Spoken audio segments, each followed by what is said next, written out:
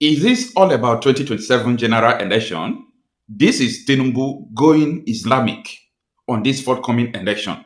The man who called Christians infidel, who said that Nigeria is an Islamic nation, that anyone that doesn't want to accept the fact should leave Nigeria.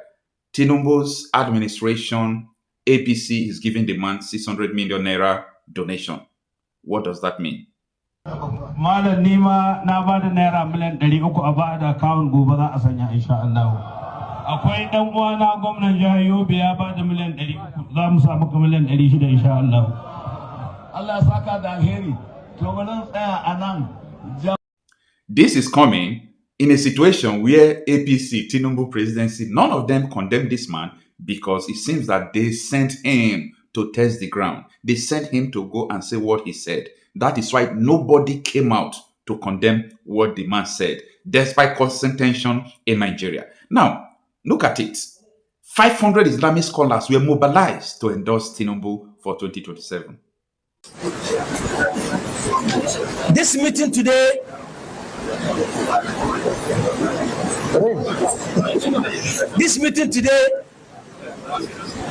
was convened by the Muslim Intellectual Forum.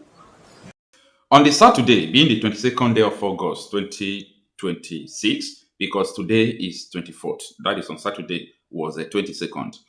Over 500 Islamic scholars endorsed Tinubu's 2027 presidential ambition. They were screaming, Muslim, Muslim. As I tell you before, Muslim, Muslim, it's not an empty rhetoric. It is an agenda. But before we go deep into this video, there are some things I would like you to understand.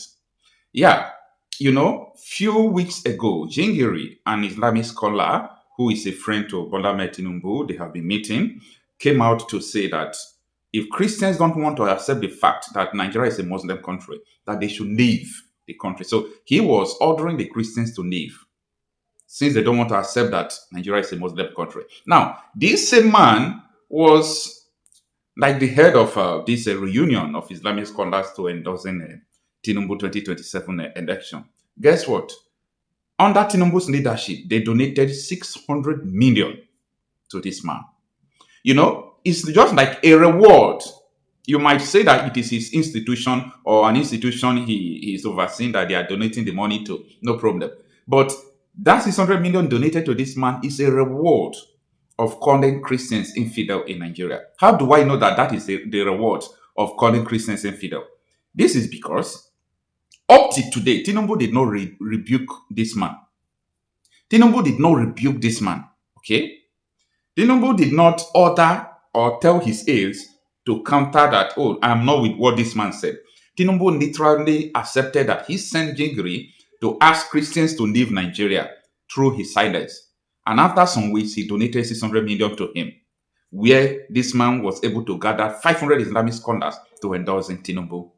The handwriting is on the wall. But how many people will understand this handwriting on the wall? Oh, you may say that what Jingiri is saying, he's on his own. Even some Muslims came out to say that what he's saying is not good. They have condemned him, but all those things doesn't matter. Now, let me tell you something. When Russia were preparing war against Ukraine, they have been preparing war against Ukraine for over 5 years before they invaded Ukraine, right?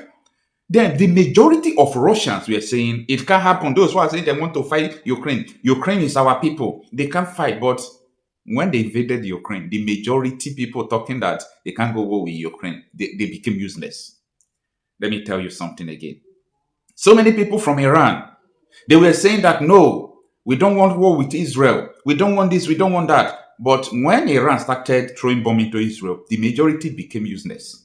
So many Christians, so many Muslims in Nigeria today are saying, we don't want an Islamic nation. Nigeria is not supposed to be Islamic nation. We Muslims condemn it. When they will carry the agenda out, you majority of them, because you may be saying 1% of people are the only people who are extremists. These are the people who will do it. And the majority number will be useless as well. This is what I have studied for so long. So, if you are saying that Jingiri, what he's saying, he said, oh, he's not alone, Tinubu is with him. Tinubu did not condemn him. Presidency did not condemn him. And I'm going to tell you what I want to tell you in this video. Whether you will hate me or you will not hate me, it's none of my business. But let's go into this video. This meeting today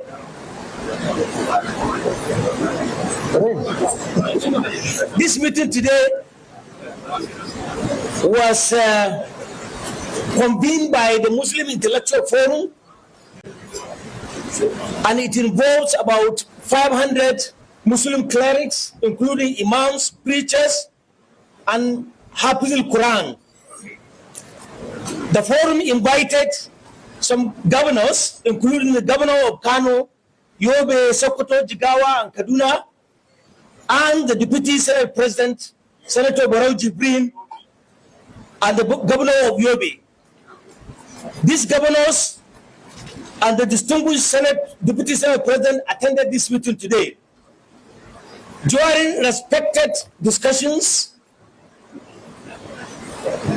the forum agreed that there has been some vital improvement in terms of all the factors and indicators of development in northern Nigeria.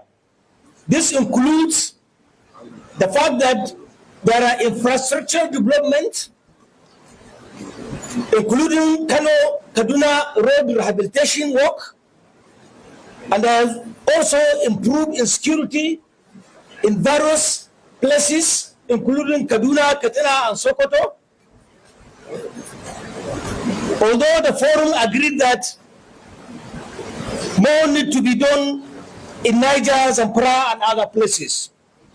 Generally, security has improved in northeastern states. The forum therefore invited the general public to vote for the government of President Bola Ahmed Tinubu in the January 2027 election. This is the resolution of this meeting today. Thank you so much for listening to me. Malam nima na ba da naira miliyan 300 a ba da akawun gobe za a sanya insha Allah. Akwai dan uwana gwamnan jihar Yobe ya ba da miliyan 300, za mu samu miliyan 600 insha Allah. All right, now you are watching up to this point. This meeting was held in Jigawa State. Okay, this meeting was held in Jigawa State, and as you can hear what the scholar was reading out, he said that the administration had recorded progress in security and infrastructure across the north, while calling for more efforts in areas still facing insecurity. They also commended projects such as the rehabilitation of Kano-Kaduna Highway and urged Nigerians to support Tinubu re-election bid. I'm not against any person endorsing or re-endorsing or supporting anyone. I'm not against whom you are supporting, because as far as I'm concerned, I have done my homework. I have done my research. I've seen that political regime change cannot save Nigeria. Political regime change is not the hope of the people. So politics and election in Nigeria is just for people to try whether they can prolong the evil days. You understand? Oh, let's look for someone who can come 4 years and prolong the evil days. No. But for me, I see it that what we are running away from is already around us. All these things are not the solution. Why you are thinking that these political stuffs are the solution? The people who want to destroy you are advancing. They are not giving break. They are not stopping. Because the strategies they are using, you are not using it. You don't have it. You don't know it. Like, another thing I have been telling people since yesterday now. You see, the issue of that will be my next video anyway. But let me just chip it in. The issue of Tinubu's certificate saga. I see why so many people are going after it. But I'm laughing at them. I understood that, yes, Atiku knew a lot of things about Tinubu. Tinubu told Atiku some of his flaws. That was the mistake Tinubu made to Atiku. So Atiku don't want that thing to be swept under the carpet, because he knows that Tinubu's record is capable of destroying him. That is why Atiku is going after it. But for me, in my next video, I'll be telling people, forget about Tinubu's certificate. Focus on the major thing. Let's talk about why they imported terrorists into the country. Why is it that nobody's talking about it? So these are the areas people should focus. So that is for the next video. But now, let's face the fact. You see, the issue of religion in Nigeria is something that is precious to every religion. Is precious to them. But you see, you are going to be a coward. Anybody, you are going to be a coward and you are going to be taken unaware if you believe that Nigeria will not be divided or be partitioned in a religious way. Now, let me tell you before you misunderstand what I'm saying. In Nigeria, let me tell you this, in Nigeria, Christians are the only one who obey full Nigerian law. Full Nigerian law, whatever that is in Nigerian constitution, Christians obey it. But there are so many things in Nigerian constitution that Muslim doesn't obey. I give you an example. 16-year-old girl was recently and forcefully converted to Islam. Federal High Court gave order mandating the DSS to help secure the release of the girl, but they refused. Let me give you an example. Up to today, the people who killed Deborah and celebrated it, they were not charged. Let me tell you what happened again. In Southern Kaduna, a boy was going to church. He was mocked and called infidel. They shot him dead. All these things, no court case, nobody will take you to court. Why? Because the Sharia law that is ruling in these states allows such a thing to happen. Okay? They call you infidel. If they tell you to convert, you didn't convert, you didn't pay jizya tax, then you are worthy to be killed. And you can't take this religious ideology away from Nigeria. You can't. You are wasting your time. You can't take these religious ideologies out of Nigeria. That is why I am part of the people who are supporting partitioning of Nigeria, even though in 200, I don't care. I saw a group of people who are gathering together, the Hausas, the Yorubas, the Igbos, they were gathering in Abuja. Yesterday or the day before yesterday. What were they talking? They are talking about turning Nigeria into 7 regions. Anyway, those people are not too far away from the solution. But for me, every territory, you see, as Benue and Plateau is, that two states should be given a country. Let them have territorial integrity to save themselves. I'm telling you, like Kwara, all those, not Kwara, sorry, Nasarawa, okay, Adamawa, all those part area should be able to have another country of their own. I know in Benue State there are so many Igbos who are there, who links with Tinubu or Ebonyi there. Like everybody, even though in the southern part of the country they said they want to have 50 countries, no problem. That is the only solution where people can have territorial integrity to defend themselves. You see what you people are doing. You see all these things going on, these shenanigans going on in Nigeria. Watch out. It is getting worse every day. Now, Nigerians have been immune to killing. When I mean immune to killing, I'm talking about the news of killing does not shake anybody in Nigeria. That is the first victory of the Islamic terrorists in Nigeria. To be able to make sure that this killing will becomes normal. I gave an example. I said, you see that American humanitarian called Alex Barbier? The man was trying to save people from the middle belt. He was raising alarm every now and then. There is killing here. There is killing here. Guess what? Many Nigerians followed the APC terrorist government to chase or to scare him out of Nigeria. Let me use the word. They scared the man out of Nigeria. But guess what? Since Alex Barbier left Nigeria, up to 403 people died in Plateau and Benue. Those people who were writing against Alex Barbier saying he is CIA agent, he is this, he is that, where are they today? Ask them now. They wrote against this man saying he's CIA agent, he's this, he's that. Since he left, 403 people died. Nobody talk about them. Like, this is not a country. This is not a country. I don't know how you value human being, but if you think that is good, may it happen to you. Like, may it happen to your family, your generation. Like, may they go to IDP camps. May they be born alive while they are at home. If you think what is happening to these people are normal, may it happen to your family.